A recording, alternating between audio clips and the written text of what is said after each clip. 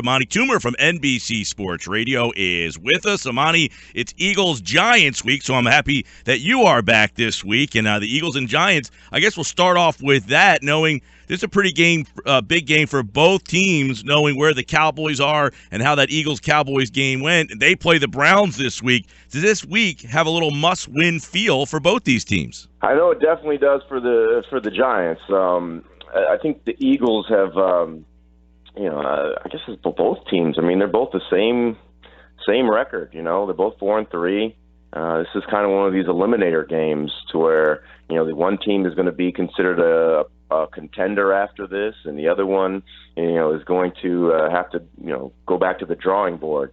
But at 500 going into the halfway point of the season, if either team, it's going to be a pretty good record. But to get over 500 in the NFL at this point in time is more so where you want to be. This is going to be an interesting matchup. I mean, I'm going to see how the Giants' offensive line is going to do versus Fletcher Cox in the middle, man. I think he's a disruptor and is a big problem for the Giants every time that they played against the Eagles with Fletcher Cox in there. Yeah, Amani, when you look at what the Eagles did against Minnesota, you see a weak line. They were very disruptive. Last week against Dallas, different story. They weren't able to get to Prescott quite as much.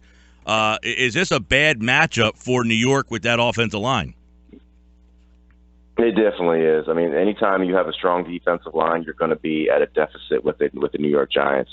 I don't know how well they're going to hold up. If history holds true, that Eagles defensive front really. I mean, I remember last year when they played down in Philadelphia, it made Fletcher Cox look like an All-Pro, and I guess he is being one of the highest paid players in the league. But he really stood out that game, and I think they're going to have to figure out how to stop him because without him, without them stopping Fletcher Cox in the middle and all those other defensive linemen, and Graham and all those guys, they're not going to be able to get the ball to Odell Beckham. They're not going to be able to, have Eli be able to survey the field because we all seen this last year that Eli, when rushed and when not given a lot of time, just does not.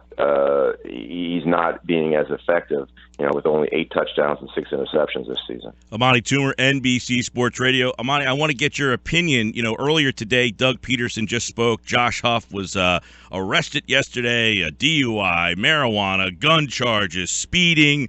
He said he's going to play this week. He said we'll wait until everything goes, and that's kind of status quo in the NFL. But does one of these teams need to do something? I mean, do you think Josh Huff should be playing on Sunday? Absolutely. I mean, we have a judicial system for a reason. If you go out and start having all these, you have your day in court to defend yourself. All right now, these are allegations. Even though they're pretty strong allegations, you still have your day in court.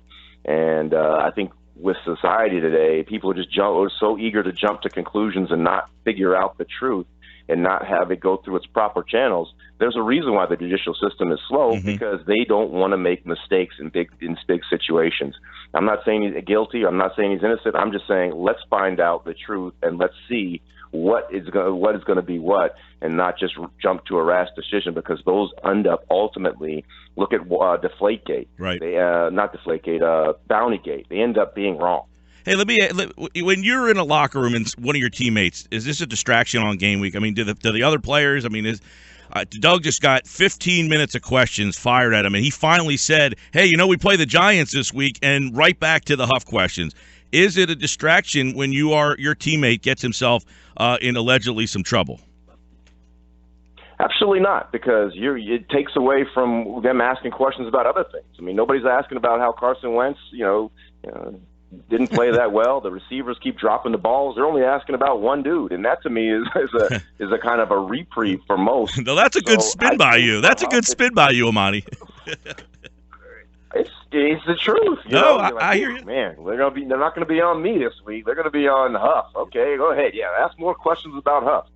Forget about everything else, because the game actually, when the game starts, nobody's going to care about if Huff plays or if he doesn't play. It's going to be the Giants versus the Eagles, and that's going to be the major focus. Hey, Doug Peterson, he was asked about the lack of shots downfield. If you watch Carson against Dallas, I mean, they didn't take one shot down the field with him. The only guy who threw the ball down the field was Huff. Can they win? He said we were 9-0 in Kansas City and barely took any shots down the field. Can this Philadelphia team continue to be a competitive team if they are not going to even show that they're going to throw the ball down the field? No. You can't be successful in the NFL if you don't throw the ball down the field, at least just for the aesthetic of it. I hate when coaches talk about where they were before, because nobody in that locker room cares where they were before. You're here now. Don't tell me about the past success you had. You're 4-3 now. Deal with this. I don't care about what happened in the past. I don't care. None of these players care. Just go out there and do your thing. If you get a question, answer it. Don't talk about how successful you were in Kansas City, because last time I checked, Kansas City hasn't hoisted the Lombardi Trophy in an awful long time, and neither have the Eagles. Easy there, man. All right, Amani Toomer, he hoisted one of. I know. We believe me. We all know here. Amani Toomer. But you played in a lot of these games. A little extra special, obviously, when Philly and New York get going. But as you kind of talked at the beginning, this is a huge game for both these teams. Who do you have a better feel about halfway through the season, Philly or New York? Definitely Philly. I think Carson Wentz has been very impressive. I think the Giants have been very helter-skelter. They've had a couple good games as of late, but they started out 2-0 and everybody was singing their praise, and they lost 3 in a row. So they've been inconsistent, to say the least. The fact that they won their last 2 games, it was okay. You're playing against the Rams, you're playing against some of the bottom rung teams. I don't think the Giants have really beaten a team of record besides the Cowboys, and that was week 1. So that's almost kind of a pass. So I'm really not too impressed with the way they've been playing, especially on that 3-game losing streak, especially with the Vikings and the Packers game. Those games were really, disheartening in a sense. Eagles 13-4 against the Giants, 5-1 up there at MetLife. And, of course, Amani Toomer played in a lot of these Eagles-Giants games. You can listen to him on NBC Sports Radio, the 24/7 Live Sports Talk Network. You can listen at NBCSportsRadio.com. Amani, always good to catch up, pal. Hey, thanks a lot. I appreciate your time.